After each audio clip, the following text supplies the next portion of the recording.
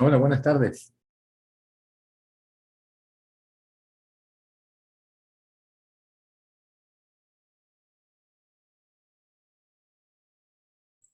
Buenas tardes con todos. Buenas tardes, ingeniero. ¿Cómo están?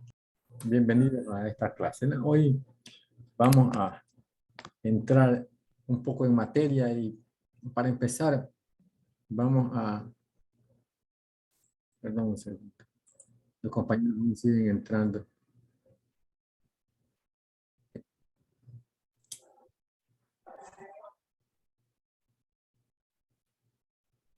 Voy a comenzar esta clase, ¿sí? Dando una revisión de lo que es el contenido, ¿no? Los temas que vamos a tratar durante este semestre, ¿no? Acerca de las aguas residuales y su tratamiento, ¿sí? Pero que lo encuentran interesante. Si en algún momento ustedes tienen alguna duda o algún comentario que hacer o desean que se amplíe un poco el tema, no duden en interrumpirme y de esa manera podemos interactuar, ¿sí? No hagan que esto sea un simple monólogo.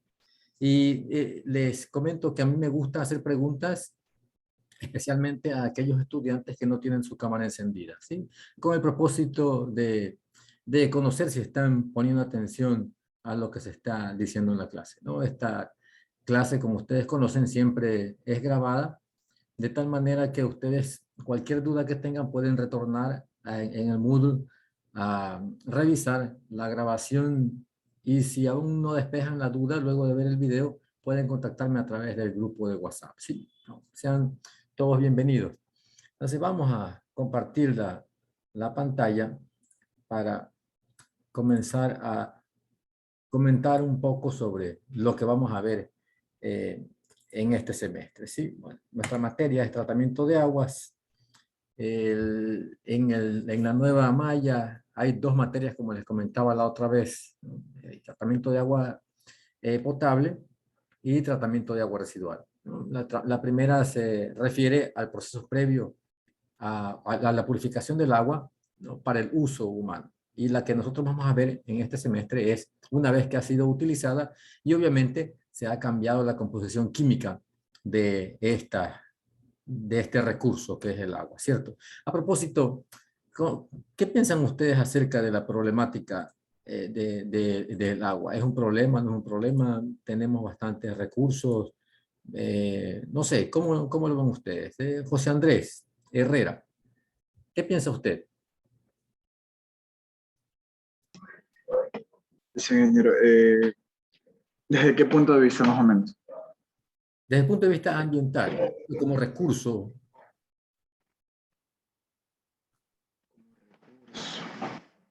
usted como ingeniero ambiental y futuro ingeniero a cargo de una PETAR, ¿qué piensa usted acerca de cómo la humanidad, cómo la industria está manejando el recurso agua? ¿Lo cuida, lo descuida, lo desperdicia? No sé. ¿Qué piensa?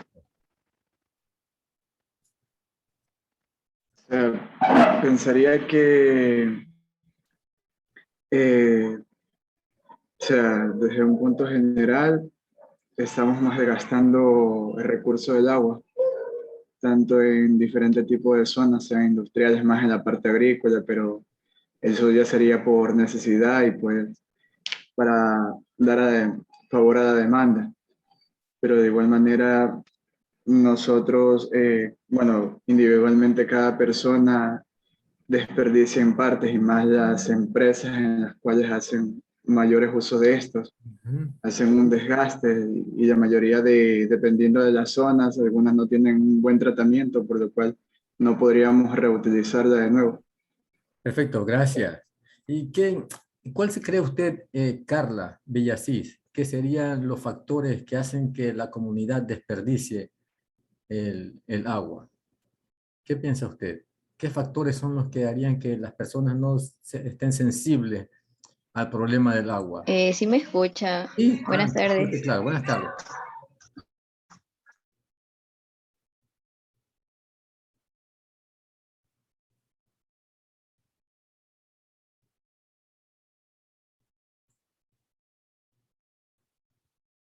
Le estábamos escuchando, pero ya no le escuchamos.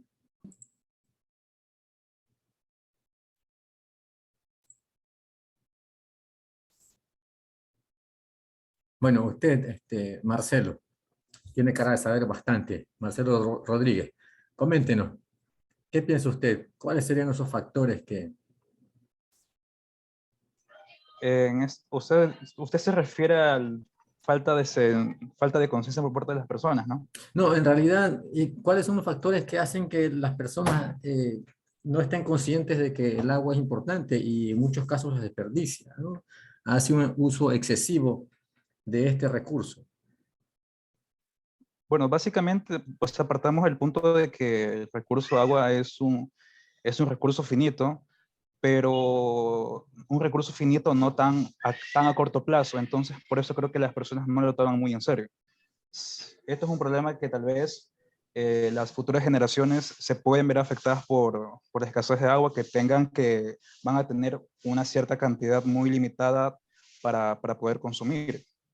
Ujú. Entonces, y además creo que es un problema y es una de las asignaturas creo que se debe incluir para la educación básica en las escuelas, es el tema de la educación ambiental, el tema de cómo cuidar los recursos, de cómo cuidar el agua y eso, básicamente.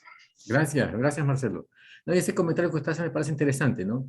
Porque usted habla de cantidades limitadas de agua, pero en realidad el agua, el volumen del agua siempre será el mismo, ¿cierto? ¿Qué piensa Paola? Paola Lara. ¿El volumen de agua siempre será el mismo o en algún tiempo fue menos? ¿Será más en el futuro? Bueno, hasta ahora no, no sabría si la cantidad es la misma Ujú. que se encontraba hace muchos años.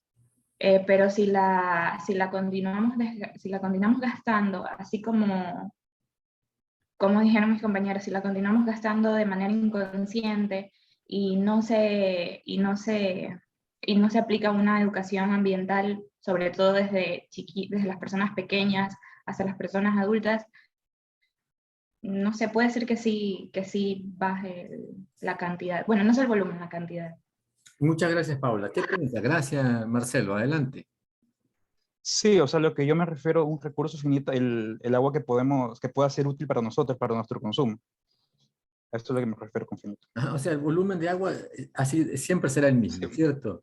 claro, pero el ¿Sí? agua que podamos utilizar para nuestro consumo va a ser cada vez menor Correcto. o ¿Por la qué? manera en la cual podemos acceder a ellos va a ser mucho más complicada y mucho más costoso. Efectivamente, ¿no? Y ese es en realidad el grave problema que tenemos, ¿cierto? El volumen de agua siempre será el mismo. Desde la creación hasta ahora será el mismo. De hecho, por ahí alguna vez leí un libro en el que decía que los dinosaurios bebieron el agua que nosotros aún estamos bebiendo. ¿Sí? Siempre será el mismo. El problema está, como usted bien lo dice, es que habrá más cuerpos de agua hídricos contaminados y los cuales nos conducirán a mayor esfuerzo para poder potabilizarlo, ¿no? Que cuerpos hídricos que directamente podríamos nosotros utilizarlos para consumo humano o para alguna actividad agrícola o productiva, ¿cierto? ¿No? Eso es lo que nuestra manera de vivir, ¿no? Nos está conduciendo a que cada vez contaminemos más los cuerpos hídricos y por ende entonces sea complicado obtener agua con ciertas características para poder potabilizarla. O en otras palabras, ¿no? Cada vez es más los cuerpos hídricos contaminados, inclusive con contaminantes de difícil eliminación, lo cual haría más costosa su tratamiento, ¿no? Y eso es parte de lo que vamos a ver nosotros en esta materia, ¿no? Empecemos entonces a revisar un poco el contenido de nuestra materia. Se pretende con este curso, ¿no? Que el estudiante, futuros ingenieros ya a un paso de ser ingenieros ambientales, adquieran conocimientos principalmente sobre los conceptos y principios que rigen los procesos de purificación de las aguas residuales, ¿no? Vamos a discutir algunos principios que ustedes ya lo han revisado en cursos anteriores. Principios químicos, principios físicos, principios biológicos y bioquímicos. De hecho, tal vez ustedes en la clase de física no entendían por qué se hablaba de las partículas y que cuando las partículas están en un fluido y el fluido, el diámetro de por donde va la partícula se reduce, entonces la partícula aumenta de velocidad o disminuye de velocidad, etc. Bueno, esos principios vamos a aplicarlos aquí en esta materia, ¿no? Eso es lo que vamos a discutir, cómo aprovechamos esos principios para la eliminación de contaminantes en el agua residual. Principalmente nos vamos a enfocar en el agua residual municipal, ¿sí? El agua residual industrial también vamos a tocar algunos temas, pero por ser muy variados los contaminantes que están presentes en el agua residual industrial, vamos a tocar algunos temas generales, ¿sí? Algunos métodos generales que se aplicarían para la eliminación de ciertos contaminantes de aguas residuales industriales. Pero los mismos principios que rigen el tratamiento de aguas residuales municipales también se aplica para el tratamiento de aguas residuales industriales. ¿Y cuál sería la diferencia entre aguas residuales municipales y aguas residuales industriales? Ustedes podrían preguntarme, bueno, una de las diferencias sería la composición química, ¿cierto? ¿Sí? ¿Qué creen ustedes que prevalece más desde el punto de vista químico en las aguas residuales municipales? ¿Qué creen ustedes? ¿Qué componente, qué compuesto? Pensarían. Desechos biológicos. Muchas gracias. ¿Sí? ¿Quién dijo eso? Yo, David. Es que no alcanzo a ver toda la pantalla. ¿Sí? Ok, efectivamente, ¿no? Desechos biológicos, es decir, compuestos orgánicos, básicamente. Y compuestos orgánicos los podemos clasificar, como vamos a ver, en dos grupos, ¿cierto? ¿Cómo es? Biodegradables o de fácil biodegradación o aquellos de difícil biodegradación, ¿sí? Los que prevalecen en aguas municipales son, en buena hora, ¿no?, los de fácil biodegradación. Y en las aguas industriales, ¿qué prevalecería? ¿Qué creen ustedes? ¿Qué opinan? ¿Qué tipo de compuestos? Metales pesados. Por ejemplo, metales pesados. No son los únicos, ¿no? Pero es lo primero que viene a nuestra mente. Correcto. Bueno, sí, efectivamente. Es decir, es una mezcla, ¿no? La composición química de las aguas industriales es mucho más compleja que las aguas residuales municipales, ¿sí? Ok, entonces lo que pretendemos en este curso es que ustedes conozcan, o mejor dicho, no, recuerden y apliquen los principios que ya han estudiado en clases anteriores, ¿no? Hablábamos de principios físicos, químicos, microbiológicos y bioquímicos.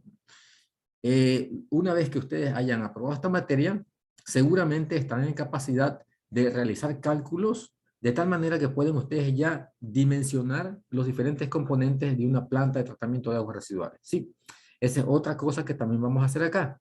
Vamos nosotros a hacer ciertos cálculos que no son difíciles para conocer cuán largo, cuán ancho y cuán profundo debe ser un tanque, por ejemplo, de sedimentación para poder eliminar, ¿no?, las partículas en suspensión. Por ejemplo, los sólidos sedimentables, ¿sí? También vamos a conocer cómo cómo calcular la cantidad de floculante, por ejemplo, de un agente químico para dosificarlo y eliminar las partículas suspendidas, como los coloides, por ejemplo, que le dan turbidez al agua, antes de llevarla al siguiente proceso. Eso son cosas que ustedes van a estar en la capacidad de realizarlo. No se preocupen, no son ni integrales, ni derivadas, ni ningún tipo de cálculos como el que ustedes han visto en matemáticas. Son cálculos mucho más sencillos. Lo que sí ustedes deben tener presente para poder aplicarlos son los principios, ¿sí? Muchas de las cálculos y las preguntas que hacemos en esta materia se basan principalmente en los principios. Si ustedes tienen claro los principios que prevalecen en ciertos procesos, la materia será muy simple para ustedes. Por ende, entonces yo les pido que pongan atención cuando hablamos de qué principio se aplica en qué proceso. Y si tienen dudas, pregunten o si no, revisen ustedes también, ¿sí? Parte de la actividad suya no solamente es atender la clase, sino luego de clase revisar los apuntes y los temas en el internet, ¿cierto? Ok, hablamos de componentes de una planta de tratamiento de aguas residuales. Sí, una planta de tratamiento de aguas residuales yo siempre la comparo como una computadora. Cuando nosotros queremos comprar una computadora, ¿qué hacemos? Nosotros nos imaginamos en nuestra mente, ¿cierto? Quiero una computadora que tenga el procesador tal, que tenga el disco duro de tal capacidad, que el monitor sea de tal tamaño, que, no sé, que el ratón sea así, etcétera. Entonces nosotros vamos haciendo ¿qué cosa? Configurando, ¿no? ¿Cómo queremos la computadora? ¿En base a qué? En base a mis necesidades. Lo mismo aplicamos para una planta de tratamiento de aguas residuales. ¿Cuál sería la necesidad antes de diseñar una planta de tratamiento de agua residual? ¿Cuál piensan ustedes que sería la necesidad para yo pensar, ah, mi planta de tratamiento debe tener esto, esto, esto, esto? La cantidad de habitantes del Ok, lugar. perfecto. El volumen, el flujo de agua, excelente, excelente. Ese es un factor, perfecto, porque eso me ayuda a diseñar, ¿no? El volumen, mis tanques de acuerdo al flujo, al volumen que va a entrar a mi planta de agua residual que va a entrar a mi planta de tratamiento. Muy bien. Carita feliz para usted. ¿Qué más? El tipo de agua que va a captar. Excelente, excelente, correctísimo. Las características del agua residual, perfecto, me alegra eso. Las características del agua residual, correctísimo. De acuerdo a la composición del agua residual que vamos a recibir en la PETAR, yo diseño mi planta. ¿Sí? Si el agua residual es rica en nutrientes, entonces en mi planta yo pondré un proceso en el cual yo elimine nitrógeno y fósforo. Si mi agua residual es rica en materia orgánica, entonces biodegradable, entonces yo pondré en mi planta de tratamiento un bioreactor, ¿sí? En el cual haré trabajar las bacterias, ¿no? En un medio aeróbico o anaeróbico también podría ser, para que degrade esa materia orgánica, ¿sí? Y la disminuya para cumplir, ¿qué cosa? Para cumplir las normas, ¿no? Perfecto, muy bien. Esos son los dos grandes factores que influyen en la estructura o en la composición de la PETAR, ¿no? Así también vamos a poder resolver los problemas que se presentan en los procesos físicos, químicos y biológicos, incluyendo la sedimentación, eliminación de nutrientes, desinfección y procesamiento de lodos, ¿no? Y básicamente, de manera general, estos son los procesos que ocurren dentro de una planta de tratamiento. Procesos físicos, como por ejemplo la sedimentación. Por medio de principios físicos, nosotros podemos eliminar las partículas sedimentables, ¿sí? También con procesos químicos podemos eliminar aquellas partículas no sedimentables. Eliminación de nutrientes por procesos químicos y bioquímicos también. Y finalmente la desinfección por procesos biológicos y también físicos, ¿sí? Eso es, a grosso modo, parte de lo que vamos a ver. Ustedes van a ser capaces de entender y de resolver este tipo de problemas, ¿no? Y aquí, en la unidad número 1, vamos a empezar discutiendo las características de las aguas residuales. Seguramente ustedes ya conocen muchos de los parámetros que se deben controlar cuando se caracteriza un cuerpo de agua. Y seguramente en alguna de las materias ustedes ya han visto, si no todos, la gran mayoría de los parámetros que nosotros vamos a ir en detalle, ¿no? Tratando. En las características físicas de las aguas residuales vamos a tratar acerca de los sólidos, los diferentes tipos de sólidos que están formando parte del agua residual. Sólidos sedimentables, ya se los mencioné, sólidos suspendidos, sólidos disueltos, ¿sí? ¿Qué produce la turbiedad del agua? ¿A qué se debe el color, el olor? ¿Cómo influye la temperatura en ciertos procesos físicos y químicos y bioquímicos? Y también algo acerca de la conductividad. Eso dentro de las características físicas. En lo que se refiere a las características químicas, hablaremos de algunas características inorgánicas, ¿sí? Como por ejemplo el pH, ¿sí? El pH es un parámetro muy simple, ¿no? Cuando se hace un monitoreo o una caracterización de aguas, sea residual o no, ¿no? Es un parámetro muy simple de determinar. Estoy seguro que el 90% de ustedes habrá en algún momento de su vida académica hecho una determinación de pH, ¿cierto? ¿Quién de los aquí presentes no ha hecho una determinación de pH? No importa el método que haya utilizado. Todos hemos hecho, ¿cierto? Levante la mano aquel que no ha hecho. Perfecto, ¿cierto? Todos en algún momento hemos utilizado esas famosas tirillas para tomar el pH, nos da una cierta combinación de colores y decimos, ah, el pH es 7, y la comparamos con una escala, o el pH es 8, y sabemos que valores en la escala de pH superiores a 7, nos dice que es alcalino, e inferiores a 7 nos dice que es ácido, ¿cierto? Sí. Nosotros vamos a entender un poco más acerca de esta escala de pH y cuán importante es. Es simple de medirla, pero tal vez no tenemos en consideración a profundidad la importancia de ese parámetro. Eso vamos a analizar aquí y también cómo calcularlo a partir de ciertos datos. Vamos también a conversar sobre el nitrógeno y el fósforo, que son un problema cuando se presentan en exceso, ¿sí? La alcalinidad, un parámetro muchas veces que ignorado, pero importantísimo en el tratamiento de aguas residuales. En la ausencia de alcalinidad de nuestras aguas residuales, no podríamos nosotros eliminar los sólidos suspendidos. Imposible, ¿no?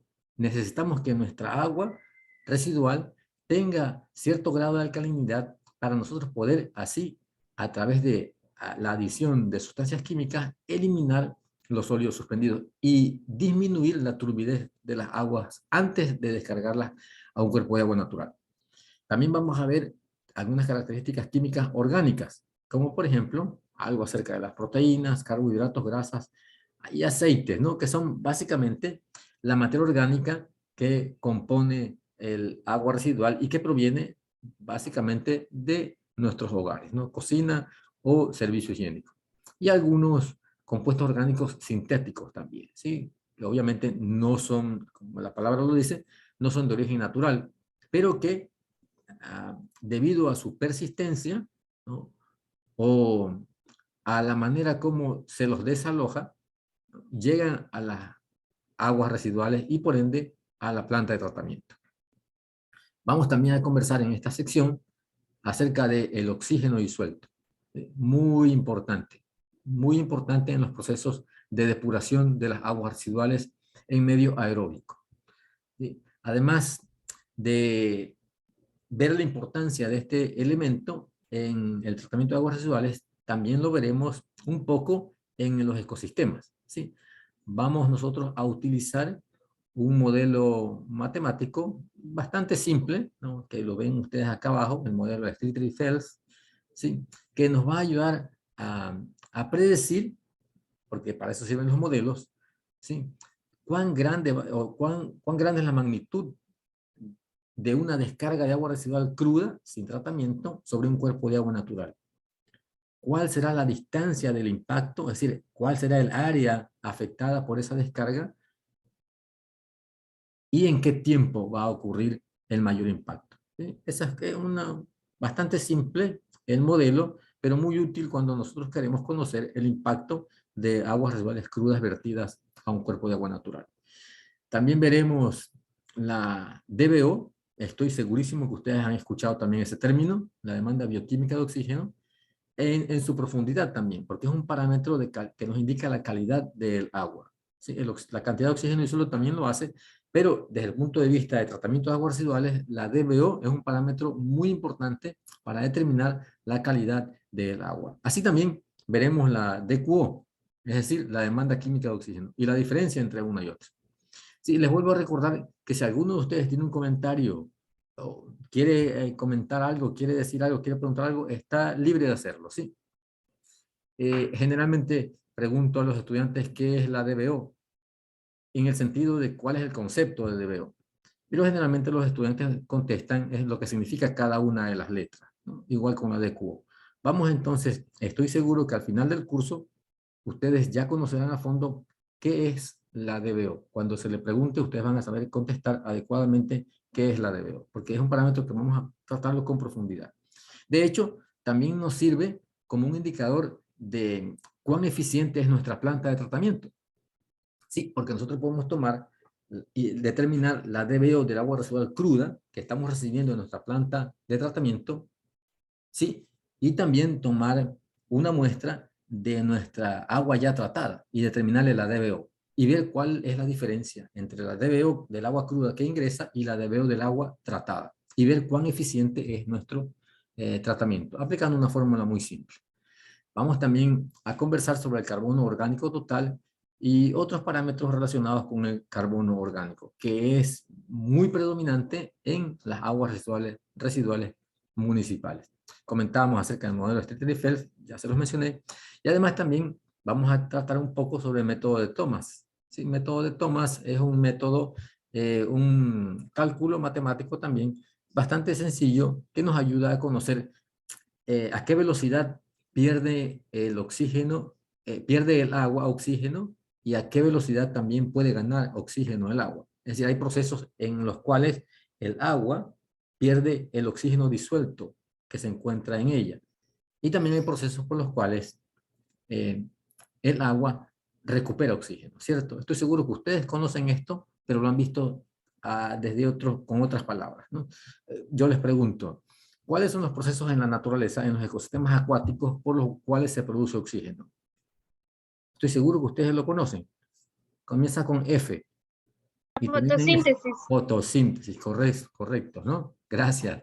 Sí, la fotosíntesis es la manera como en los cuerpos de agua se produce oxígeno disuelto, correcto. Acá lo llamamos, ¿no? Reaireación, ¿sí? O vamos a hablar sobre el coeficiente de reaireación y tiene mucho que ver con la fotosíntesis, así como también con el intercambio gaseoso que ocurre principalmente en la superficie del agua, ¿sí? Entre la atmósfera y el agua, ¿no? A eso se refiere un poco el método de Thomas. Y lo importante de esto es que nosotros vamos a trabajar con Excel y también con, ¿cómo se llama esto? Hojas milimetradas. ¿Sí? Las hojas milimetradas están en desuso desde hace tiempo, ¿sí? Pero la idea es comparar los resultados cuando se lo hace a mano y cuando se lo hace con un programa de computación. Espero que hasta aquí les esté sonando interesante y no estén aburridos, ¿no? Vamos también a ver algunas características biológicas y nos vamos a dirigir específicamente hacia los microorganismos, ¿sí? Que están presentes en las aguas residuales. Sabemos que hay muchas enfermedades provocadas por microorganismos que se encuentran en las aguas, ¿cierto? ¿No? Hay diferentes tipos de microorganismos patógenos.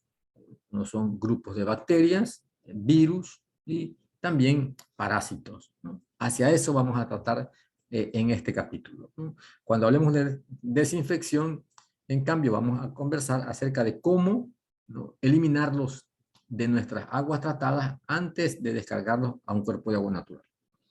Y obviamente necesitamos una referencia, ¿no?, para saber si estamos cumpliendo, si el agua residual que estamos tratando es adecuada o no. Y vamos a hablar un poco también sobre la norma ecuatoriana para descargas de agua. Estoy seguro que ustedes la conocen mucho más que yo, esa norma. ¿Todo bien hasta aquí? Sí, Dayana Pinos, ¿todo bien? Ingeniero, todo bien, buenas tardes. Buenas tardes, ¿cómo está? Gabriela Velázquez, ¿alguna pregunta? Buenas tardes, ingeniero. Ninguna pregunta hasta el ¿Todo bien? momento. Sí. ¿Qué parte le ha parecido más interesante hasta aquí? ¿O todavía no llegamos a lo que usted quisiera ver? En realidad, o sea, en realidad todo, porque creo que el Chévere. agua engloba muchísimas cosas. Muchas gracias. Sí, mi aspiración es, culminar el contenido de la materia, ¿cierto? Y si es posible, ver un poquito más, que es lo que vamos a tratar en la última parte. Ok, vamos a la unidad número 2. En la unidad número 2 vamos a discutir acerca de cuáles son las fuentes de las aguas residuales, ¿no? Hay diferentes fuentes, ¿no? Diferentes orígenes de las aguas residuales. La mayoría de ellas, o mejor dicho, cada una de las actividades que se realiza en una comunidad produce desechos, descargas sólidas, así también como descargas líquidas, ¿no? Los centros comerciales, por ejemplo, ¿no? Los hogares, las industrias, instituciones como cárceles, etcétera, todas ellas producen aguas residuales y cada una de ellas son fuentes de aguas residuales. Hablaremos también sobre los caudales y los flujos de las aguas residuales, ¿sí? Podríamos nosotros creer que los caudales y flujos de las aguas residuales son constantes. Es decir, siempre se está generando 1000 metros cúbicos de aguas residuales en cada momento. Y no es así. Aquí viene otra pregunta, ¿no? Si nosotros sabemos que en los hogares generamos aguas residuales, ¿cierto? ¿Creen ustedes que de acuerdo a los hábitos que tenemos nosotros, ¿sí? En nuestro hogar. Generamos cantidades durante un periodo de 24 horas. Generamos aguas residuales, caudales o flujos de aguas residuales constantes durante las 24 horas. ¿Qué piensa? A ver, déjenme ver.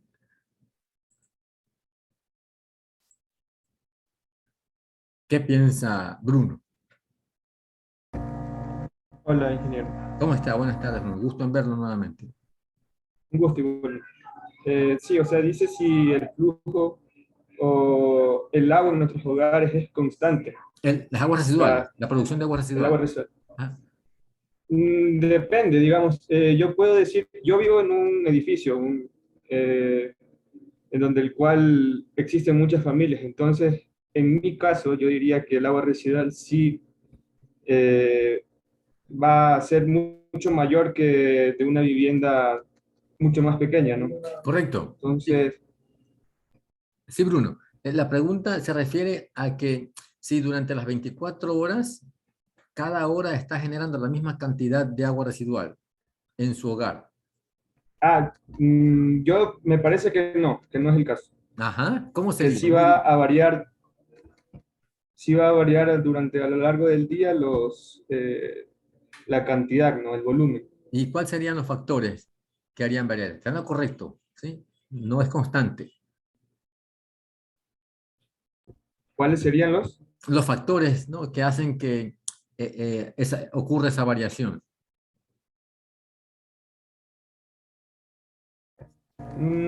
Bueno, sería el uso del Ajá. que le damos diariamente a los baños, ¿no? Sí, por ejemplo, en la mañana generalmente las personas nos levantamos, imaginémonos la época sin COVID, ¿sí? A pesar que ya estamos casi en comportamiento antes del COVID, ¿no? Imaginémonos en la mañana nos levantábamos, algunos a ir a trabajar y otros a ir, y teníamos que ir al colegio, a la universidad, etcétera, ¿cierto? Entonces en la mañana la gran mayoría de personas se despierta, se levanta y ¿a dónde va?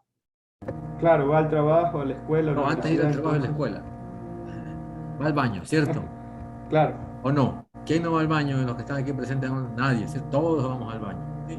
Necesitamos ir a ese lugar. Luego de eso, ya estamos listos, nos preparamos y ahora sí, cada uno sale. Y quedan muy pocas personas en casa, o a veces la casa queda vacía. ¿Hasta qué hora? Hasta más o menos, ¿no? Tal vez la hora del almuerzo o tal vez la hora de la cena, dependiendo de la rutina. ¿Y ahí qué va a ocurrir? Otra vez vamos a utilizar el baño. Entonces, el ciclo en las 24 horas va a ser que por las mañanas, si nosotros graficamos eso, ¿cierto? Por las mañanas, ¿no?, va a haber un pico alto de producción de agua residual. Luego, a medida que pasa la mañana y se acerca al mediodía, comienza a disminuir hasta que nuevamente llega la hora de la tarde, noche, y otra vez el pico sube. Y en la mañana, en la madrugada, que todo el mundo está reposando, nuevamente disminuye. Entonces, los caudales que se producen en las comunidades, ¿no?, en las ciudades, en los barrios, etcétera, no son constantes. Pero a nuestra planta de agua residual, nosotros tenemos que, el flujo debe ser constante al interior de la planta de agua residual, si no, se vuelve un caos y van a fallar los procesos. Entonces, nosotros vamos a aprender cómo diseñar nuestra planta para que el flujo irregular o poco constante que se produce en la comunidad dentro de nuestra planta sea constante, ¿no? Eso también vamos a discutir un poco, ¿no? Gracias, Bruno. Vamos también nosotros a conversar acerca de los parámetros de diseño de una planta de tratamiento de aguas residuales, ¿no? ¿Cuáles son los factores que debemos considerar principalmente para Y diseñar la planta una de pregunta. tratamiento? Adelante, sí. Sí, una pregunta. En todo caso, se debería trabajar con rangos para lo que sería el caudal de ingreso, Ajá, el agua. correcto. Sí, sí, efectivamente. Vamos Sí. nosotros a discutir acerca de la conveniencia o no de colocar lo que se llama un tanque igualizador o tanque de igualización. ¿Sí? Es decir, en ese tanque nosotros vamos a usarlo como reservorio para que todos los flujos irregulares que llegan a nuestra planta, en ese tanque se almacene temporalmente el agua y de ahí bombeamos al interior un volumen constante. ¿Sí? De esa manera resolvemos ese problema. ¿Sí? Gracias por la pregunta. Ingeniero, buenas tardes. Buenas tardes, Mónica. Adelante. Pero usted, o sea, está hablando ahí nomás en lo que se refiere a una vivienda. Por ejemplo, si hablamos de locales comerciales como de comida, que es donde también se genera mucha cantidad de agua, ahí yo creo que, o sea, al menos en el día, la cantidad de agua sí va a ser casi... Casi constante. Exacto. O sea, lo digo porque mis papás tienen un restaurante, entonces al menos en lo que es todo el lapso del día, o sea, entre una tarde y casi noche, se genera constante. Correcto. A ver, aquí vemos a 34, 35. Así, lance la cuña comercial. ¿Cómo se llama el restaurante y dónde está ubicado?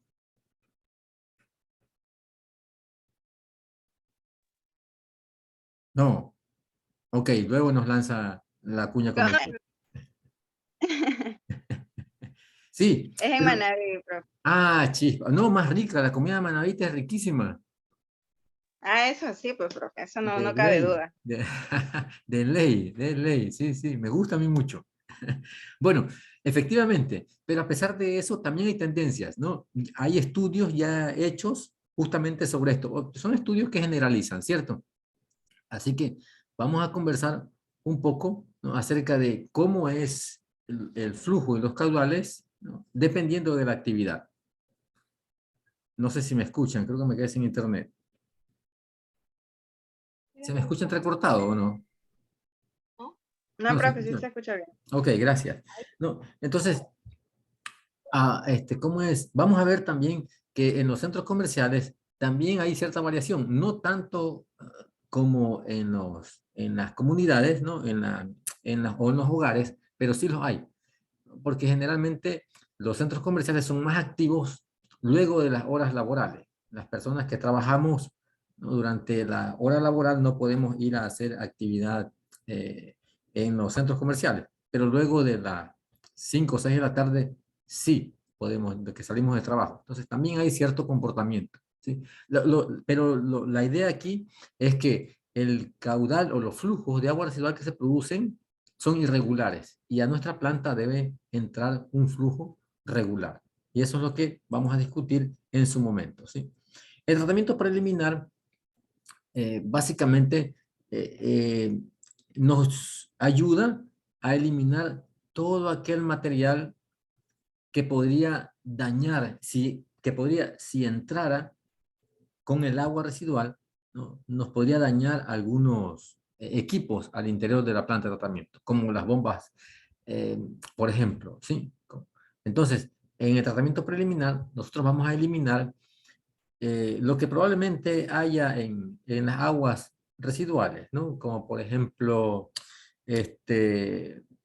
botellas plásticas, tapas de frascos, madera, etcétera. Porque recordemos que nuestro sistema de alcantarillado, que sirve para colectar y transportar el agua residual hacia la planta de tratamiento, en algunos casos es combinado.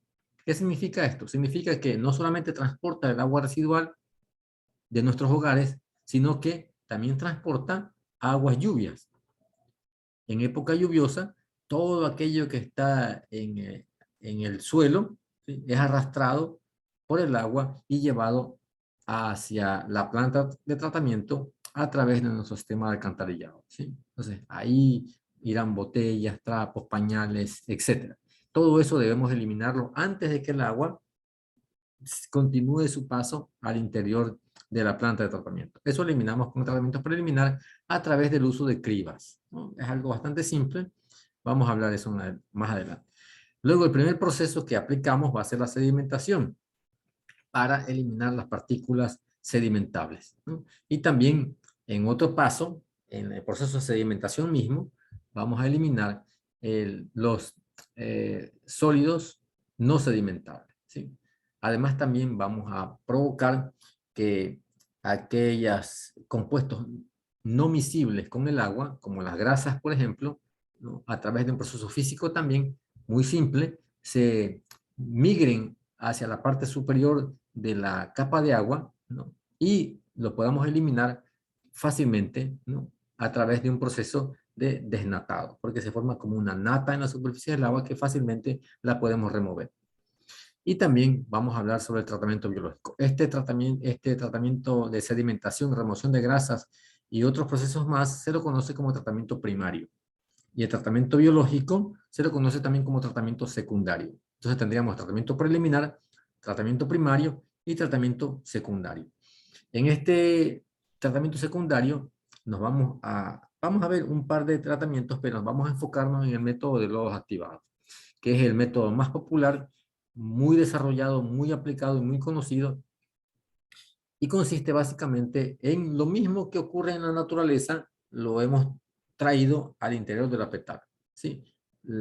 Cualquier materia orgánica que se encuentre en la naturaleza, en un medio aeróbico, también anaeróbico, ¿sí? Es descompuesto por los microorganismos, ¿cierto? En el agua, las bacterias se encargan de descomponer el material carbonáceo y también nitrogenáceo en dióxido de carbono y amoníaco, ¿sí?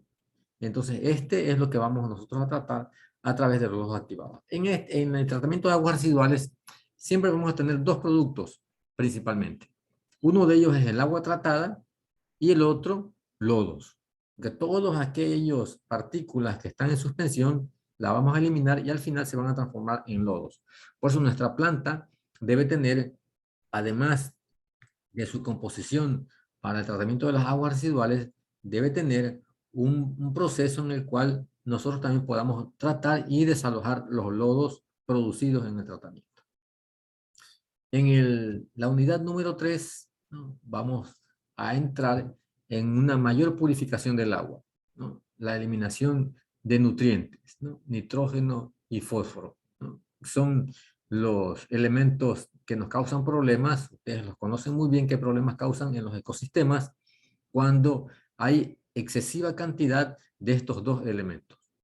Se combinan y producen lo que conocemos como eutrofización.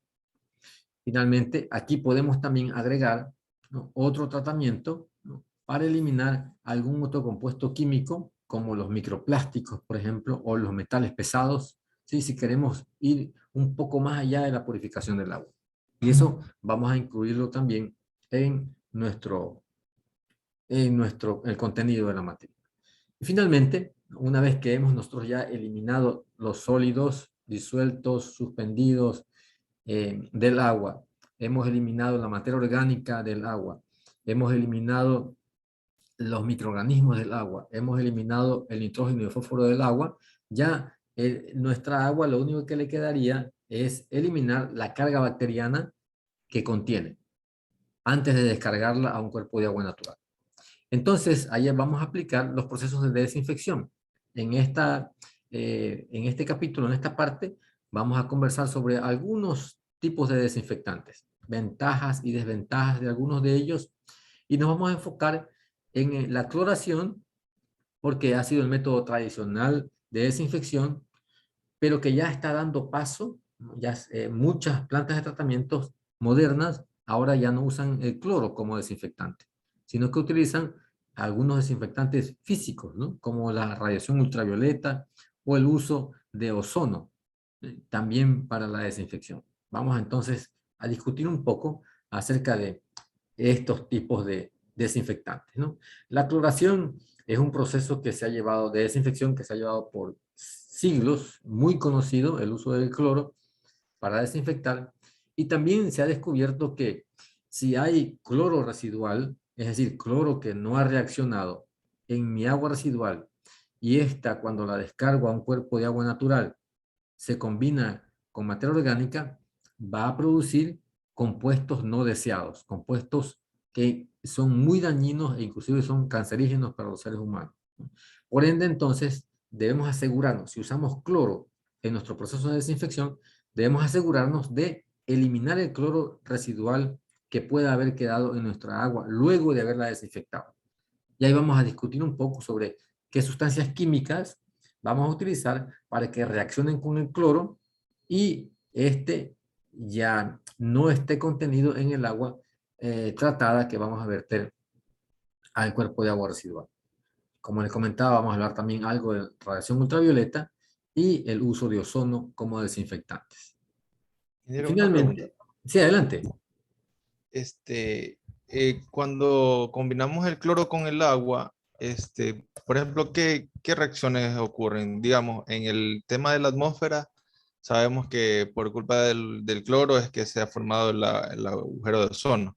Correcto. Pero en cambio, cuando reacciona con el agua, ¿que descompone las moléculas o cuál sería la reacción principal? O cosa que pueda afectar a la fauna y flora de los sistemas acuíferos, por ejemplo. No, nos vamos a adelantar un poco, sí, pero cuando nosotros adicionamos cloro, usamos cloro para desinfectar, no usamos cloro como tal, porque el cloro en realidad es un gas. Utilizamos una sustancia química que se conoce como hipoclorito de sodio. Sí, entonces el hipoclorito de sodio cuando se combina con el agua se disocia. Y esa disociación, ahí es que se produce el desinfectante. ¿Sí? Y este es el que inactiva o mata a las bacterias. Ahora, si hemos adicionado exceso en cantidad de cloro en manera excesiva, el cloro va a reaccionar con el agua, va a eliminar los microorganismos, ¿sí? Va a reaccionar con la materia orgánica y va a formar compuestos como trialometanos, ¿sí? Que son dañinos para el ecosistema. ¿Sí? Y ahí es el problema. O sea, si nosotros utilizamos indiscriminadamente el cloro, que en algunas industrias ocurre eso, ¿sí? Vamos a lograr un efecto no deseado en los ecosistemas. ¿Sí? Vamos a ver en detalle más adelante, ¿no? Y esto es más o menos la última parte del contenido de nuestra materia. Vamos también a discutir un poco acerca de otros métodos de tratamiento de aguas residuales, como por ejemplo las lagunas de oxidación. No sé si ustedes están en el conocimiento de que aquí en nuestra ciudad están en construcción algunas, y hay proyectos también de construcción de algunas lagunas de oxidación. La municipalidad ha procedido a construir la laguna de oxidación, ¿no? Ya está aquí, y la tenemos cerca del terminal terrestre. Sí, no sé si ustedes, cuando uno pasa por la autopista Terminal Terrestre Pascuales, ¿no? Cerca de la zona del Limonal, ¿no? Se perciben ciertos olores. Es muy característico. Esos olores cercanos al terminal terrestre se deben a que en esa zona hay una laguna de oxidación bastante antigua, ¿sí? Y eso es una manera de tratar las aguas residuales municipales principalmente. Y municipales porque para este método se requiere una gran extensión de tierra. No es práctica para una industria. Entonces, la laguna de oxidación básicamente se utilizan para el tratamiento de aguas residuales municipales. Vamos a discutir cuál es la configuración de las lagunas, qué ocurre en cada una de las lagunas, y qué procesos ocurren en ellos, y también cómo utilizarlas como procesos de biorremediación. Básicamente, eso es el contenido de nuestra materia. Y en alguno de estos estaremos también discutiendo, conversando algo sobre los contaminantes emergentes, ¿no? Porque ese es un desafío actual para todos aquellos ingenieros ambientales que trabajan en las plantas de tratamiento. Generalmente las plantas se diseñan para los contaminantes conocidos, para eliminar o disminuir la concentración de estos contaminantes conocidos, pero cada vez están apareciendo otros tipos de contaminantes que no son muy conocidos, ¿sí? Por ejemplo, solo para contarles una historia, ¿no? de este tema, cuando se sintetizó y se empezó a utilizar el DDT. Todos conocen lo que es el DDT, ¿cierto? Espero que sí. ¿Alguien no conoce lo que es el DDT? Todos conocen. Angie, usted sí conoce lo que es el DDT. ¿Ha escuchado algo del DDT? Sí. Perfecto, ¿no? Escuchado. Sí. Ángel con doble L. ¿Qué es el DDT? ¿Qué función tiene? ¿Para qué se lo utilizaba? ¿Sabe usted? Buenas tardes, ingeniero. ¿Cómo Sí, está? el Buenas DDT tardes. se lo usaba como plaguicida. Correcto, así mismo es, Está ¿cierto? está prohibido. Ajá, efectivamente. Cuando se los utilizó por primera vez, ¿no? Fue, ¿cómo diría yo? Fue algo fantástico su uso, porque ayudó a detener y a evitar muchísimas enfermedades, ¿no? Se lo consideraba una, un insecticida, ¿no? Muy eficiente y se lo usaba indiscriminadamente porque se desconocían los efectos de este pesticida, ¿no? Una de las características de este DDT, ¿nos podría decir, por favor, Stephanie o Yola? ¿Qué característica usted conoce del DDT? Física, química, no sé.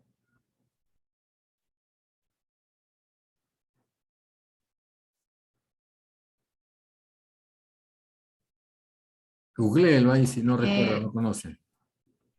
Es un órgano clorado. Es un órgano colorado, perfecto, pero ¿qué característica lo hace importante y que todo ingeniero ambiental debería conocer acerca del DDT?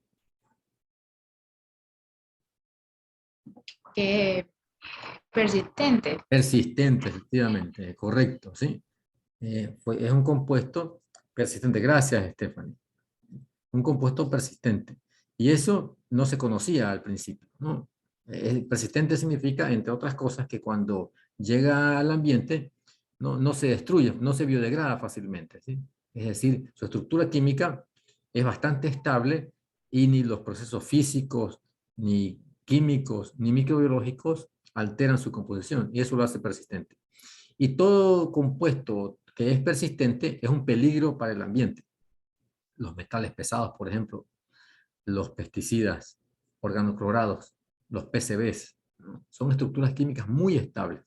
Eso los hace persistentes. Entonces, se conoció luego que el DDT se bioacumulaba por su persistencia, no se comenzó a acumular. Y hubo una persona, Raquel Carson, no sé si ustedes han escuchado a ese personaje. En inglés, googleelo por favor ahí, Rachel Carlson. A ver qué le sale.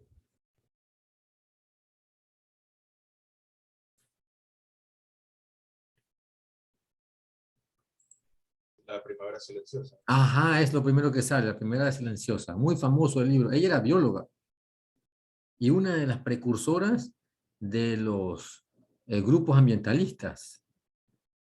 ¿Por qué se hizo famosa? Por ese libro. ¿Y qué decía ese libro? Ahí debe alguien que lea un poquito acerca de qué trataba el libro. Elizabeth Villegas. Ya encontró usted la primera silenciosa. Visto en el semestre pasado, en Ajá. que era sobre de que había hecho una investigación sobre este plaguicida que realmente a lo largo del tiempo causa daños tanto en el ambiente como en las personas. Exacto, sí. Pero la primavera silenciosa se refería a qué cosa? ¿Por qué se refería Raquel Carson a ese tema? ¿Qué decía ella? Mónica creo que ya lo sabe. Al daño que estos insecticidas estaban causando principalmente a lo que eran las abejas. Me parece que algo de eso trataba también. Ajá, correcto, ¿no? Se refería a las aves. Ella se imaginaba la naturaleza, un bosques sin pajaritos, ¿no? Todos cuando hemos ido al bosque, lo primero que nos atrae es el sonido de las aves, ¿cierto? Pero ¿qué estaba ocurriendo con los pájaros para que ella diga esto? A que se estaban alimentando de insectos que habían sido rociados, ¿no? Con el DDT. Entonces, en los insectos, cada uno de ellos tenía cierta concentración de ese insecticida, pero el ave, que no comía un insecto, sino que comía muchos insectos, estaba bioacumulando cada porción de DDT que tenía estos insectos y estaban muriendo. Y hubo una gran controversia. Ustedes, por un lado, los productores del DDT, que como ya ustedes lo mencionaron, era un insecticida maravilloso, se vendía en todo el mundo, generando una gran cantidad de dinero, por un lado, y por otro lado, Raquel con su idea ambientalista. Bueno, esto y muchos otros procesos más en Estados Unidos condujeron a que comiencen a legislarse sobre este tipo de contaminantes. Se descubrieron la persistencia de ciertos compuestos ¿no? Inclusive el DDT cuando se degrada, se transforma en dos metabolitos, el DDD y el DDE, que son más tóxicos que el DDT. Sí, les cuento esto y esto traemos a conversación porque son hechos históricos que han cambiado mucho al planeta en sí y originaron cambios desde el punto de vista de sensibilidad en las personas y sensibilización en los políticos para crear leyes y regulaciones. Otro caso que tal vez no lo veamos, ¿no? Pero que ocurrió hace mucho tiempo atrás en Estados Unidos también, que un río se incendió más de una vez por los desechos que descargaban en ¿no? El río Cuyahoga en Estados Unidos, ¿no? Y estos, ustedes también conocen el tema de Minamata, ¿cierto? La enfermedad de Minamata. Imagino que sí. Es otro hecho también que ha cambiado, ¿no? Y nos ha conducido a lo que ahora tenemos desde el punto de vista ambiental, ¿sí? Entonces, le traigo esto a la conversación, a la discusión, porque muchas veces se utilizaban sustancias químicas que no se conocía a fondo, ¿no? Cómo interactuaban en los ecosistemas y en el ambiente. Luego se descubrió que causaban problemas y entonces recién comenzó a legislarse. Pero ya el daño estaba hecho, ya esos contaminantes están introducidos en el medio y entonces hay que ver cómo se los trata, ¿no? Y ese es el problema con las aguas residuales, ¿sí? Podemos que en nuestras aguas residuales hayan contaminantes que no conocemos todavía su efecto nocivo. Puede que más adelante la ciencia descubra, así como está haciendo con otros compuestos, hormonas, y productos farmacéuticos, etcétera, que son contaminantes emergentes, ¿sí? Y que ahora se sabe que causan daño y haya que implementar un proceso más en nuestra planta de tratamiento para eliminarlos. ¿Sí? Ok. Listo, entonces. Voy a dejar de compartir la pantalla. Ah, perdón. Aquí también hay un par de temas. Bueno, esta bibliografía no es la que yo voy a usar. Yo les voy a proveer de los textos de los cuales vamos a hacer uso, ¿no? A mí me gusta mucho utilizar textos en inglés porque son los más actualizados y los que nos traen lo último en lo que se refiere a plantas de tratamiento, a depuración de agua, ¿no? No solamente en ese tema, sino en todos los temas, ¿no? Hay textos muy interesantes que no han sido traducidos al español todavía. Entonces, de ahí vamos nosotros a tomar ciertos capítulos y vamos a trabajar con estos textos en inglés. Además, me parece interesante, ¿no? Que ustedes ya a punto de salir de la universidad, profesionales, deban no dominar el otro idioma, pero por lo menos sí conocerlo, ¿no? Ser capaces de leer y entender textos en inglés. Estoy seguro que en cualquier momento de su vida profesional se van a estar en contacto con personas no necesariamente de habla inglesa, pero el inglés es el idioma, ¿no? Con el cual se entiende todo el mundo, ¿sí? Ya les contaré anécdotas en las cuales, ¿no? El inglés me ha abierto muchas oportunidades y inclusive no solamente desde el punto de vista académico, sino desde el punto de vista también de social, ¿sí? Muy interesante el uso del inglés. Así como se maneja los programas de computación en las computadoras, asimismo deberíamos nosotros también manejar cualquier otro idioma, de ellos incluido el inglés, ¿sí? Utilizamos las dos plataformas, ¿sí? El Moodle y el Zoom. Por cierto, el contenido del sílabo está corregido ya en el Moodle, ¿sí? Lo que vamos a ver en el sílabo. ¿Sí? Y bueno, cómo vamos a trabajar, básicamente porque las condiciones del sistema actual no permiten mayor interacción. Vamos a hacer un reporte de talleres. Sí, básicamente esos talleres se van a referir a ejercicios de cálculos en los cuales se agruparán. Ya les comenté en la clase anterior, ¿no? Acerca de los grupos, de formación de grupos. En algunos casos lo harán ustedes, en otros casos los grupos los haré yo. Haremos talleres, ¿no? Trabajos de laboratorio, no, pero sí talleres. ¿Sí? Vamos también a hacer lectura crítica y análisis comparando casos. Vamos a traer algunos casos de estudio y vamos a trabajar en ellos también, todos basados obviamente en los problemas ambientales causados por las aguas residuales no tratadas o la contaminación de las aguas. Y lecciones de ejercicios también vamos a hacer, ¿no? Eso en lo que se refiere a la gestión formativa y práctica. Y en el examen, bueno, ustedes ya conocen, ¿cierto? Examen escrito, ¿no? A través del Moodle, ¿sí? Eso es, las normas ustedes ya también las conocen, ¿cierto? Y yo les agradecería mucho prestar atención, especialmente cuando estamos hablando de los principios, ¿no? O cuando hacemos algunos cálculos, ¿sí? Para que no haya dificultades más adelante. Les recuerdo que esta materia, como todas las otras materias, ¿no? Tiene un componente que ya no es del profesor, sino de cada estudiante, ¿no? Me refiero a que ustedes deben profundizar un poco más acerca de los temas, ¿no?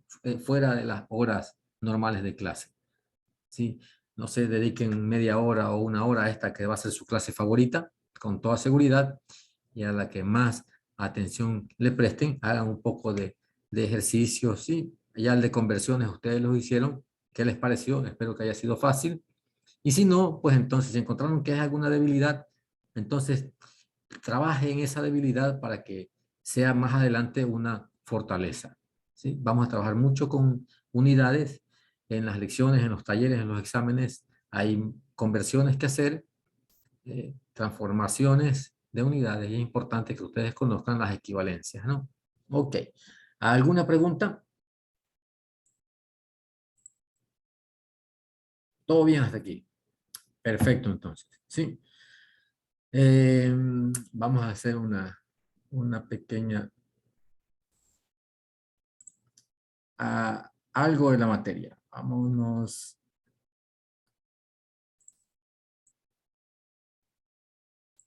a conversar acerca de las características de las aguas residuales. Pero antes de entrar a las características, vamos a discutir permítanme. Sí, vamos a discutir algo acerca de la diferencia entre las aguas residuales domésticas y las aguas residuales, ¿no? Industriales y municipales, ¿no? Cuando hablamos de aguas residuales domésticas, nos vamos a referir a todos aquellos vertidos líquidos, ¿no? Provenientes de viviendas o de residencias, ¿no? Edificios comerciales e instituciones. Todo eso comprende las aguas residuales domésticas. Aguas residuales municipales se refiere a los residuos líquidos transportados por el sistema de alcantarillado, ¿no? Recuerdan ustedes que hace un momento mencionábamos que en algunos lugares los sistemas de alcantarillado son combinados. Significa que no solamente transporta agua residual, sino también aguas lluvias, ¿no? Así como hay combinados, estos sistemas de alcantarillado combinados, hay otros que no son combinados y solamente transportan aguas residuales, ¿sí? Y eso es bastante interesante, porque nuestro diseño,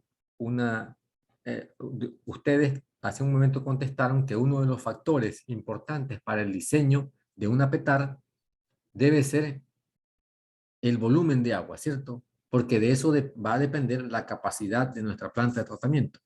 Si si nuestro sistema de alcantarillado solo transporta agua residual municipal, sería lo ideal, ¿no? Porque no vamos a tratar agua que no es necesario ser tratada, como es el caso de las aguas lluvias.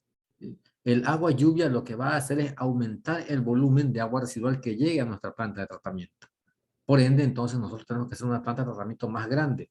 Y eso significa más costos. Una de las cosas importantes en las plantas de tratamiento es tratar de reducir al máximo, o mejor dicho, reducir al mínimo los costos operativos, ¿no? Porque es muy costoso dar tratamiento a las aguas residuales. Entonces, ¿no? Las aguas residuales municipales son aquellas aguas transportadas por el sistema de alcantarillado y tratadas en una planta de tratamiento municipal. Mientras que las aguas industriales provienen, obviamente, de las descargas de industrias, principalmente de manufactura, ¿no? Aquí tenemos un sinnúmero de tipos de industrias, así como también un sinnúmero de componentes disueltos y suspendidos contenidos en las aguas residuales provenientes de las industrias, ¿no? Siempre es muy complejo.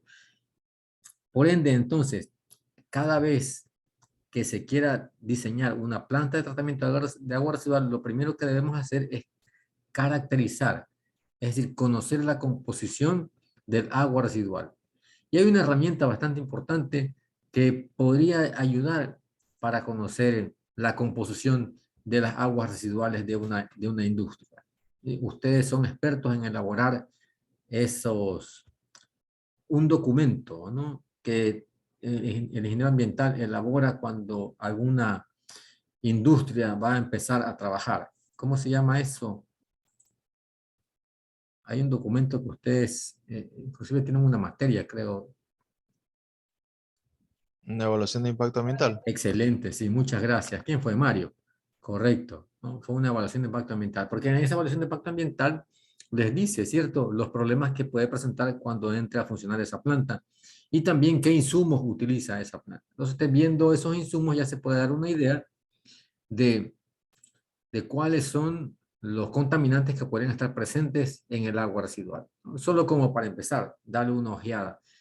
Porque cuando vamos a diseñar una planta de tratamiento, debemos también tener datos históricos, revisar, ¿no?, todo lo referente a el tipo de industria que en la cual se va a poner una planta de tratamiento, ¿sí?, los insumos, los impactos que ha causado, etcétera, históricamente. Y de acuerdo a eso, nosotros podemos entonces diseñar nuestra planta de tratamiento. Ahora, también nosotros hemos clasificado a las aguas residuales, ¿no?, de acuerdo a su composición. Me refiero a las aguas residuales municipales. Por ejemplo, las aguas que provienen de la cocina, de la lavandería y del lavado de manos, ¿no?, las conocemos como agua gris, ¿sí?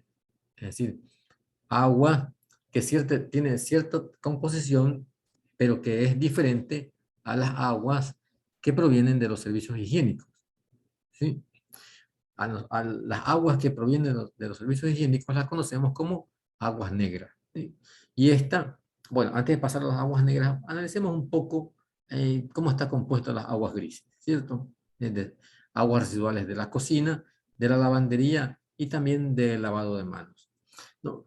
¿Qué compuestos, o mejor dicho, cómo nosotros alteramos la composición química del agua? ¿O qué compuestos le adicionamos al agua y transformamos esa agua potable en agua residual que proviene de la cocina? El agua residual de la cocina, ¿qué podríamos encontrar en el agua residual de la cocina? Es la Materia pregunta. orgánica. Materia orgánica, como por ejemplo... Detergentes, correcto. Grasa, ¿cierto? ¿Sí? Aceites, grasas. Aceites, grasas, efectivamente. Tal vez también algunos residuos sólidos, ¿no?, de comida. Tal vez algún arroz por ahí, una papita, alguna cosa de esa, ¿cierto? Vamos a encontrar también como parte de los sólidos suspendidos del agua proveniente de la cocina, ¿no? Les comento, hay lugares, ¿no?, como en Japón, en los cuales se cuida muchísimo las fuentes de agua. No solamente en Japón, hay muchos países industrializados que cuidan mucho las fuentes de agua. Y han sensibilizado a las comunidades, ¿no?, que viven alrededor de los lagos o de los ríos para tener cuidado con las aguas residuales que provienen de la cocina. Y es tan simple eliminar los desechos orgánicos sólidos, ¿no?, como poner una pequeña criba, que es como un sedazo pequeño, en el agujero, ¿no?, del lavadero, para que retenga todos los sólidos.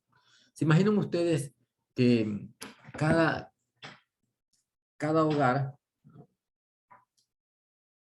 deseche, por decir algo, ¿no?, deseche 1 gramo de material orgánico sólido en su agua residual? Somos 100, no sé cuántas familias, pero imagino algunas millones de familias, y que cada uno aporte con 1 gramo de materia orgánica sólida en el agua residual. Estamos hablando de algunos kilos, ¿sí?, o tal vez toneladas de materia orgánica que entraría a la planta de tratamiento. Si nosotros evitamos que esos sólidos, ¿no? Arroz, estos desechos de la cocina, sólidos, entren en el agua residual, estamos nosotros previniendo de que esa materia orgánica llegue a nuestra planta de tratamiento y por ende en la planta de tratamiento sea más fácil y menos costoso el tratamiento de esas aguas. En Japón lo hacen. Y yo estoy seguro que sería, si las comunidades serían sensibilizadas en este tema, también se lo haría. Y las aguas residuales serían menos costosas de darle tratamiento. Bueno, ok. En la cocina tenemos este tipo de desechos, grasas, aceites, detergentes, correcto, ¿no? Y en las aguas de la lavado de ropa, de la lavandería, ¿qué encontraríamos? Detergente. Perfecto, detergentes, claro que sí, de todos los colores y sabores, ¿cierto? ¿Qué más? Puede ser cloro también. Correcto, correcto, puede ser cloro también, efectivamente. También podemos encontrar estos suavizantes, ¿cierto? A muchas familias, principalmente a las damas, les gusta usar suavizantes en la ropa, ¿no? Para sentir la textura del tejido mucho más agradable. ¿Qué otra cosa podemos encontrar en las aguas de la lavandería? Hay algunos contaminantes emergentes ahí.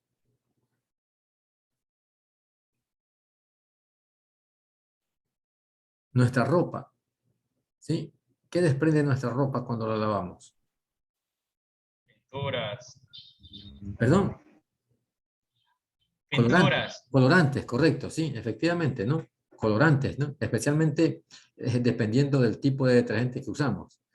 Mi mamá era experta en hacerme blanco los jeans, con el cloro, por ejemplo. No, parche aquí, parche allá. Sí. Todas las mamás. No ha sido solamente la mía. Ok. Todas. Le cambian el diseño a nuestros jeans, ¿cierto? Sí, pero aparte de eso, también en la lavadora la ropa sufre una fricción, ¿cierto? Y va liberando fibras, ¿no? Microfibras. Y ahora actualmente se han convertido también en un problema las microfibras provenientes de las aguas de lavado, ¿sí? Eso también podemos encontrar en las aguas residuales de la lavandería. Y finalmente, el lavado de manos. ¿Qué podríamos encontrar en las aguas cuando lavamos nuestras manos? Jabón, residuos de jabón. Ajá, correcto. ¿Qué más? Mugre. ¿Cierto? Obviamente, ¿sí? Ajá. Microorganismos también, ¿cierto? Ellos están donde sea. Donde sea. También microorganismos. Y probablemente microorganismos patógenos, porque nos lavamos las manos. ¿Por qué? Porque las tenemos sucias. Sí, es un buen hábito luego de usar el baño, lavarnos las manos. ¿Sí? Por si acaso. Entonces, también estamos nosotros aportando con cierta carga microbiana en las aguas provenientes del lavado de manos, ¿no? Ok, más o menos así es la composición de las aguas grises. Aparentemente no muy compleja, ¿sí? Ahora entremos un poco a conversar acerca de las aguas negras, ¿no? Ahí ya un poco la cosa se pone media fea, ¿cierto? Por el olor y el aspecto desde el principio. ¿Qué es el principal componente de las aguas negras? Aquí lo menciona, ¿cierto? Las excretas, ¿sí? Nuestro organismo está diseñado inteligentemente para eliminar aquello que no necesita. Inclusive la orina y las heces nos ayudan a eliminar ciertas sustancias tóxicas que entran a nuestro organismo.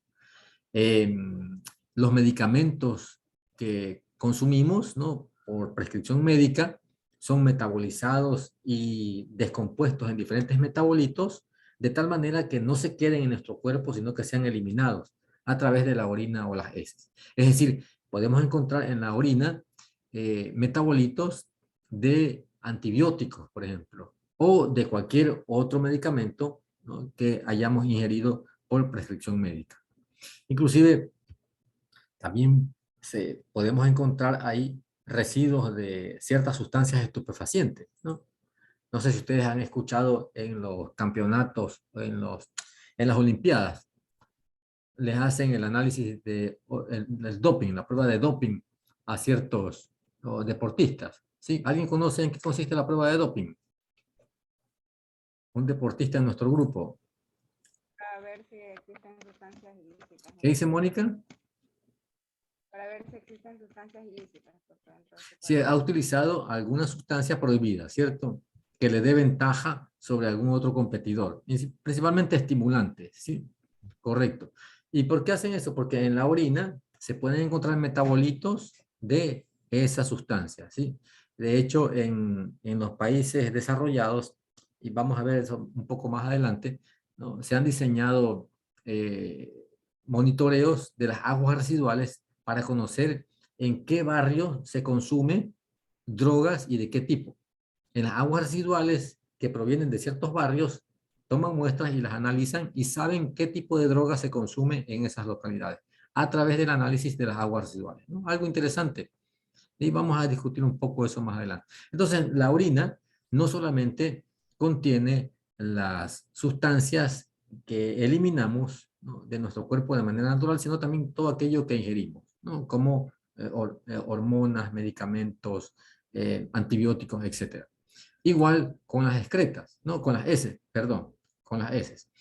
A diferencia de estas, es que el contenido de microbiológico de las heces, ¿no?, es obviamente mucho más importante que el de la orina. De hecho, en la orina no debería haber microorganismos, más en las heces sí, ¿no? En las heces vamos a encontrar desde virus, bacterias y también parásitos, ¿no? Sean estos helmintos o gusanos intestinales o protozoos de algún parásito microscópico, ¿no? Entonces, estas son parte entonces de la que componen las aguas negras, ¿sí?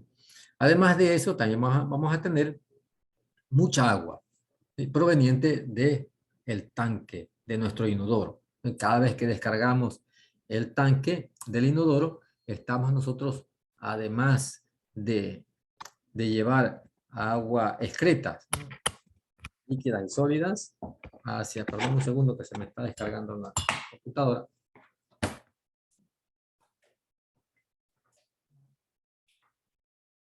Decía, además de llevar las excretas, también estamos adicionando agua.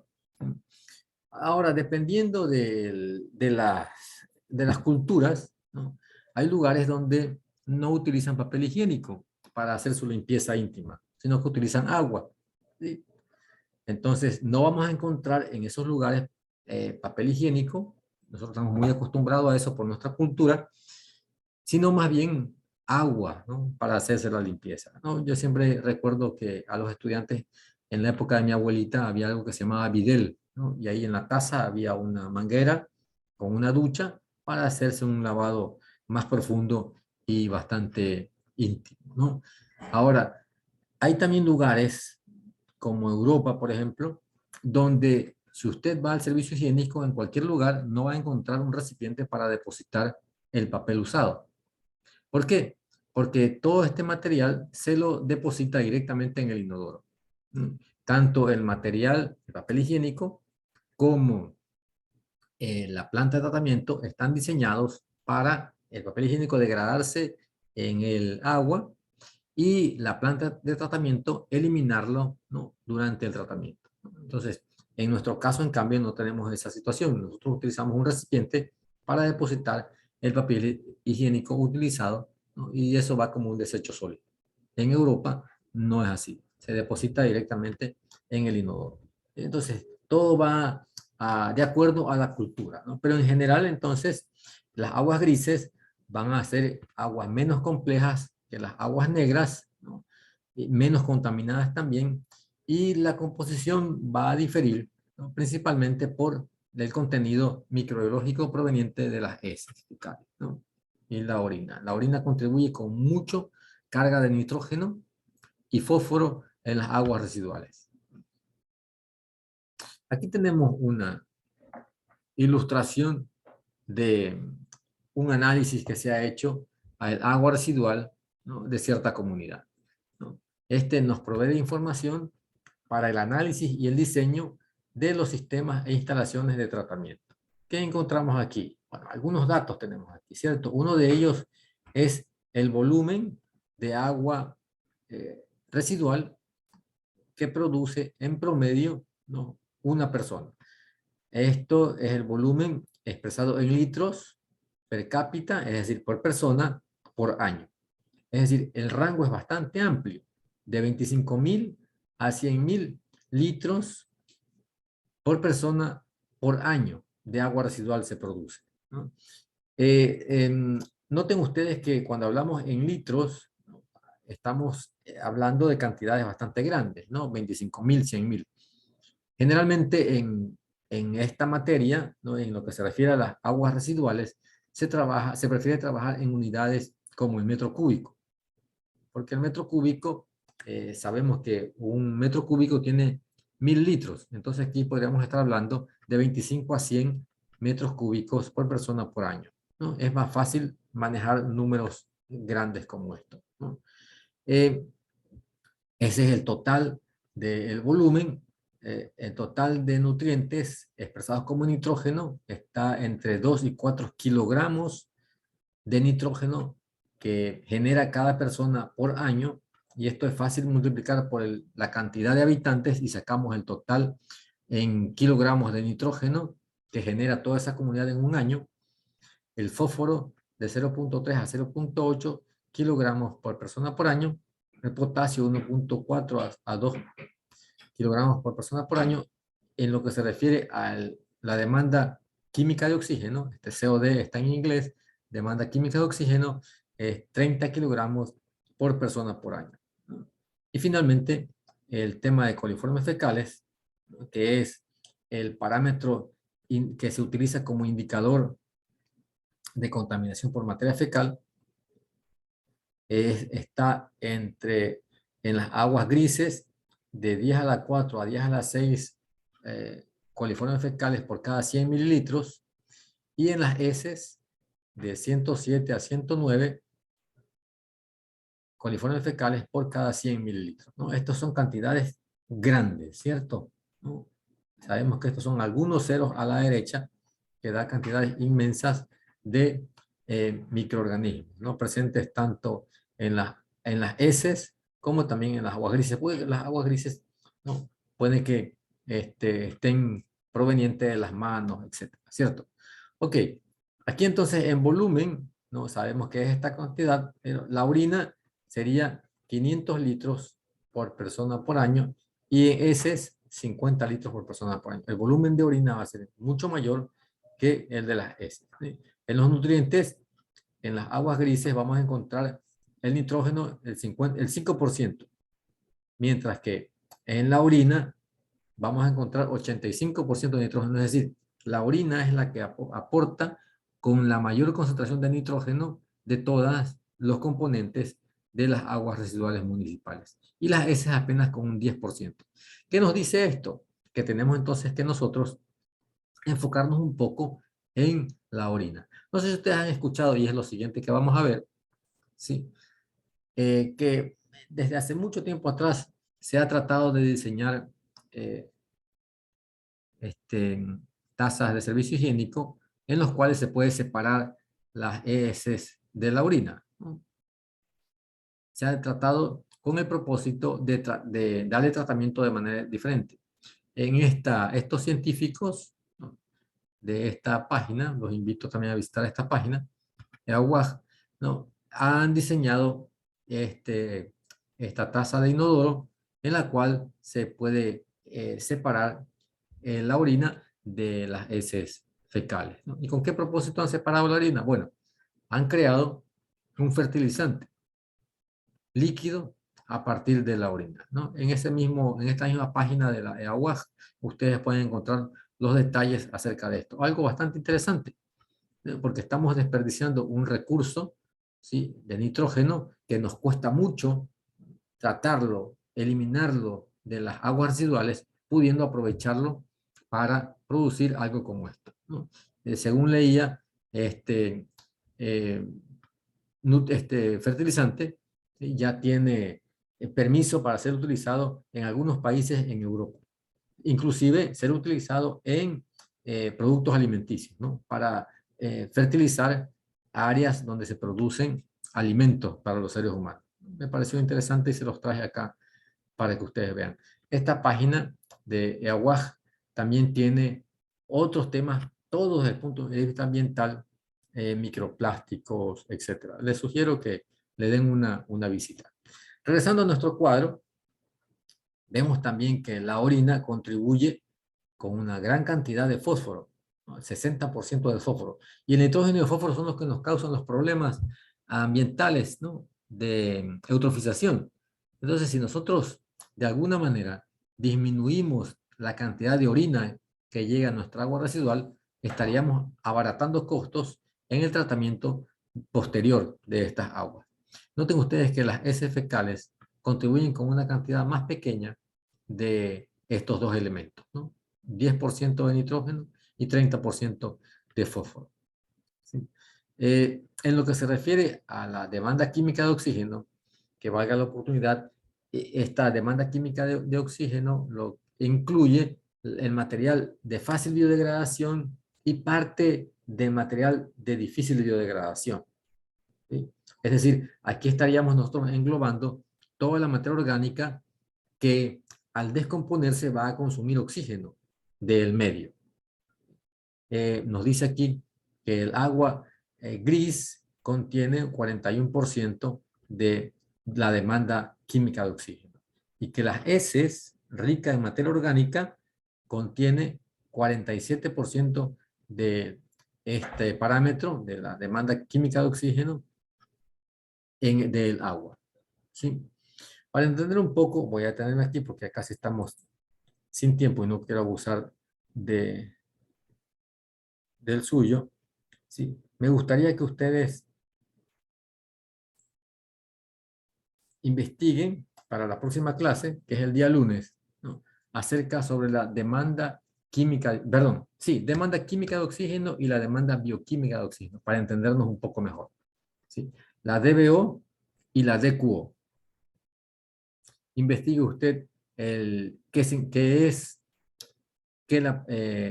determina, qué nos indica, cómo se la determina.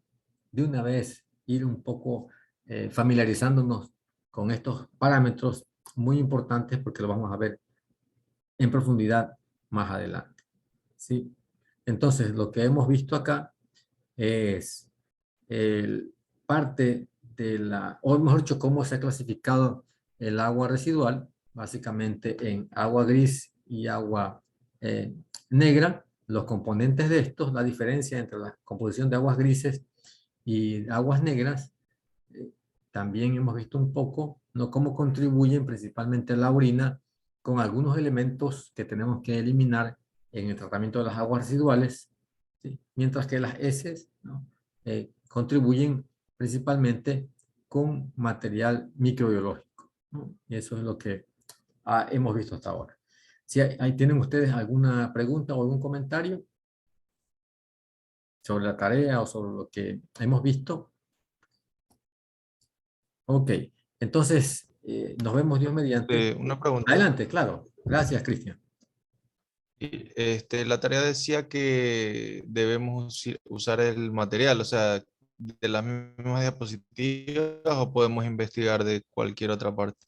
No, de las diapositivas no, porque eso es lo que vamos a ver. Algo que no esté en las diapositivas, ¿sí? Que alimente y de esa manera, cuando hablemos del tema, ustedes puedan contribuir con lo que han leído. Esa es la idea, ¿sí? Yo hablo lo básico y ustedes contribuyen y ahí discutimos un poco más. Y se hace más amena, interesante y también constructiva nuestra clase. Y hay diálogo. ¿Sí? Listo, gracias. Ingeniero, pero creo que mi compañero se refería a la tarea del lunes. A eso, claro. A eso, y cada vez que les envíe, la tarea no es de hacerla. Perdonen, no me expliquen. No tienen que elaborar. La tarea es leer. Esa es la tarea. Es que en la plataforma creo que hay una tarea. En el Moodle. Ajá.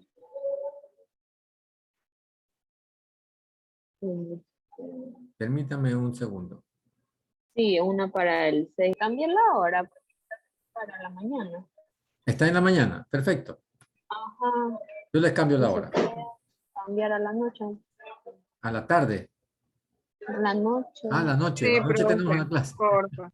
Hasta luego de su clase, profesor. Hasta Claro, las 7. hasta luego. Ok, así lo haré. Está bien. Por favor. Sí, sí, no hay problema. Listo entonces, sí. Nos vemos Dios mediante el día lunes. Que tengan un buen fin de semana. ¿Eh? Bendiciones para todos. Gracias, ingeniero. Igualmente, profe. Hasta luego.